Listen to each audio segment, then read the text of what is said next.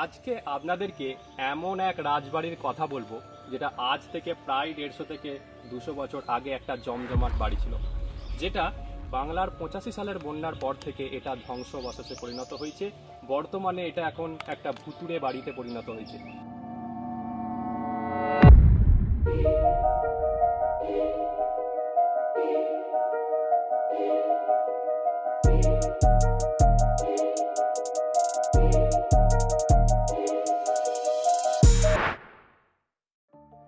সালটা 1978। বর্ষাকালের এক গভীর রাত দ্বারকেশ্বর নদীর তীরে অবস্থিত এই জমিদার বাড়ির কাল ডেকে এনেছিল। শোনা যায় ওই বছর বর্ষায় এত বৃষ্টিপাত হয়েছিল যে পশ্চিমবঙ্গের বহু গ্রাম 18 ফুট জলের তলায় চলে গেছিল। বন্যাটা হয়েছিল 1978, মানে 1385 সাল বাংলার। প্রচুর মাটির বাড়ি ছিল, প্রায় সব আমাদের গ্রামীণ এলাকায় সকল মাটির বাড়িগুলো প্রায় সব ভেঙে পড়ে যায়। নদী গর্ভ থেকে বাড়িটিকে দেখতে চাইলে আজ তার অস্তিত্ব খুঁজে পাওয়া খুবই মুশকিল হয়ে গেছে। তো স্বভাবতই এটা একসময় একটা জমজমাট রাজবাড়ি ছিল, কিন্তু দুর্ভাগ্যক্রমে বন্যা কবলিত হয়ে এই বাড়ির ভবিতব্য আজ চেঞ্জ হয়ে গেছে। তো আপনাদেরকে দেখাচ্ছি সেই বাড়ি, চলুন আমাদের সাথে। এবার আমরা ধীরে ধীরে বাড়ির মধ্যে প্রবেশ করব আর পুরো বাড়িটা আপনাদেরকে দেখানোর চেষ্টা করব।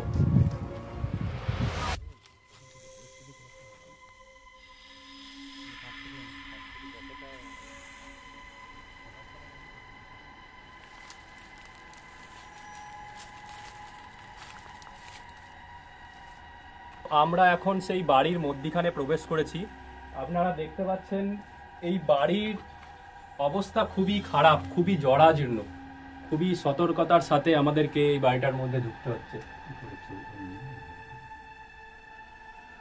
কিন্তু এখনো লক্ষ্য করা যায় সেই পুরনো বাড়ির, সে আগেকার বাড়ির কাঠামো কিভাবে হতো। দেখুন সেই বড় কাঠ দিয়ে বানানো ছাদ। আমি জানি না ঠিক এই সময় আমার মনে পড়ছে না এটাকে ঠিক কি বলে, তবে আপনারা ভালো করে দেখলে বুঝতে পারবেন সেই আগেকার যুগের মতো মোটা কাঠ দিয়ে ছাদের কাঠামোটা বানানো হয়েছে। চুন, সুরকি আর ইট দিয়ে তৈরি এই জমিদার বাড়িটি আজ প্রায় ধ্বংসাবশেষে পরিণত হয়েছে, কিন্তু এখনও বাড়িটার কিছু দেয়ালে এবং পিলারের অংশে সেই আগেকার শিল্পীদের কিছু ভাস্কর্য এবং শিল্পকলার নিদর্শন পাওয়া যায়। বর্তমানে বাড়িটিতে স্থান পেয়েছে সবুজ ঝোপঝাড় এবং কিছু বন্য প্রাণী। আমরা কিছুটা ভয়ে ভয়েই ভেতরে ঢুকেছিলাম, কারণ বহু বছর হয়ে গেছে এই বাড়িটিতে মানুষের আনাগোনা নেই। তবে বাড়িটিতে প্রবেশ করে আমরা যেটা দেখতে পেলাম সেটা আমাদের কৌতূহলকে আরও বাড়িয়ে দিল। মনে প্রশ্ন জাগলো, এই সুড়ঙ্গটা কিসের? তো আপনারা দেখতে পাচ্ছেন এই সেই বাড়ি, যেই বাড়ি আগে ছিল বিরাট রাজবাড়ি, সেই বাড়ি আজকে ধ্বংসাবশেষে পরিণত হয়েছে। তার ধ্বংসস্তূপ এখনো বর্তমান।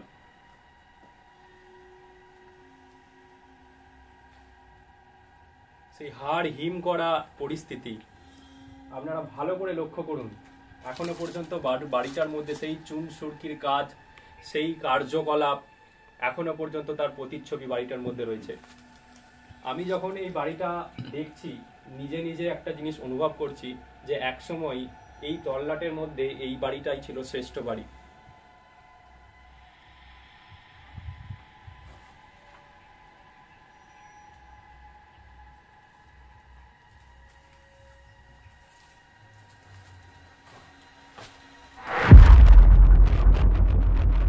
বলতে প্রথম আমার দু ভাই, গঙ্গাধর হাজরা আর ছোটটা ছিল কানাইলাল হাজরা, যে ডাক্তার ছিল হোমিওপ্যাথি। ওনারা এখন কোথায় থাকেন?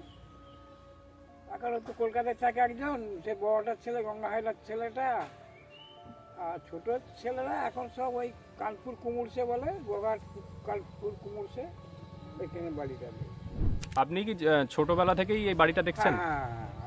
আপনি কি মানে যখন ছোটবেলা থেকে দেখতেন তখন কি বাড়িটায় তখন কেউ বসবাস করতো? হ্যাঁ, ওই তো কর্তারা করতো, কর্তাদের কাছে আমরা তো কাজ করেছি। ওই যে গঙ্গা হাজরা কানাইলা হাজরা ওদের সঙ্গে তো কাজ, ওদের বাড়িতে কাজ করেছি তখন আমরা, কত হবে 15-16 বছরের। হঠাৎ করে ওনারা বাড়িটা ছেড়ে চলে গেল কেন? ও যে বন্যাটা হয়ে গেল, বন্যা হয়ে যে বাঁধ ভেঙে গেল, এখানে করে থাকবে। আচ্ছা, বাড়িটা তো অনেক দিন ধরে পড়ে আছে, তো এখানে কোনো ভুতুড়ে ব্যাপার কিছু আছে, আর কিছু জানেন, বা আপনারা তো পাশাপাশি থাকেন? আজ পর্যন্ত দেখিনি বাবু, না না ওসব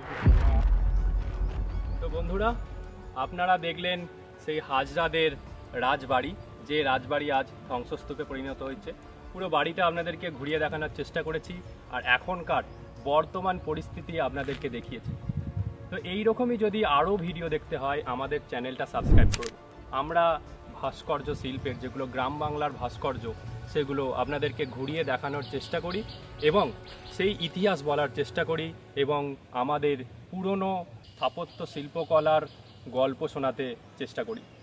আমাদের সাথে থাকুন, ভিডিওটা লাইক করুন, কমেন্ট করুন, শেয়ার করুন, আমাদেরকে জানান ভিডিওটা কেমন হয়েছে। বাই।